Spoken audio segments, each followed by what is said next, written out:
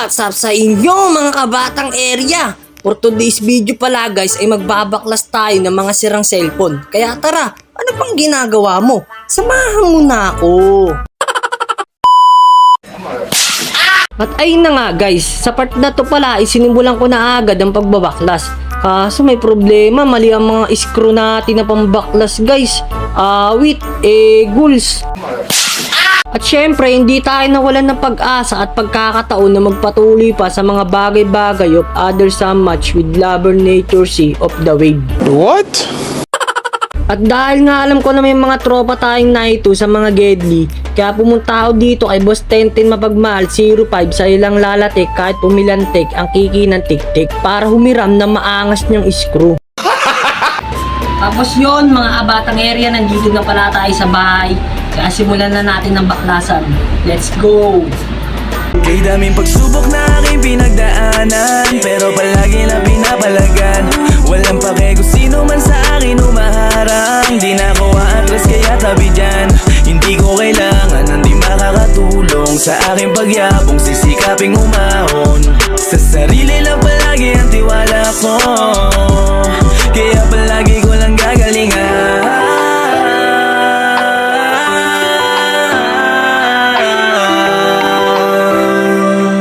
At syempre, pagtapos naman natin mabaklas sa mga sirang cellphone at makuha ko na mga board nito guys, pumunta naman tayo dito sa bodega ni Boss Saji sa bentahan ng mga scrapboard ng cellphone dito lang din sa amin guys sa Dasmariñas, Cavite. At nung pumunta naman pala ako sa bahay nila Boss Saji para kunin yung bayad sa binenta ko, nakita ko palang idol ko sa TikTok na si Christian Consigo alias Putot.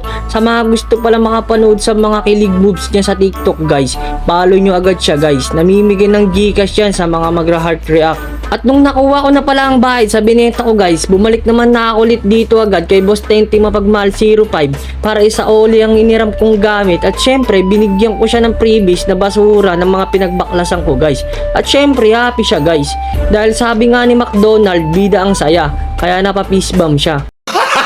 At dahil pabugso-bugso nga rin pala ang ulan dito sa amin guys, at nung nakaraan ay naubusan ako ng papiding sa barangay namin, kaya naisipan ko pala muna mag food trip dito sa sikat na lugawan ni nanay sa ilalim ng lupa. Solid lugaw dito guys, kahit gutom ka pa, mapapakain ka talaga. Kaya tignan nyo guys, food trip na naman ang patay gutom.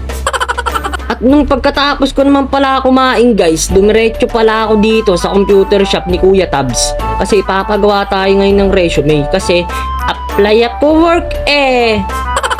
At syempre, bago naman pala ako umuwi guys, bumili muna ako ng maangas sa tinapay dito sa Gedli. At nung pag-uwi ko, food trip na naman ako. Kaya hanggang dito na lang. I love you all. Like and share for my porna videos.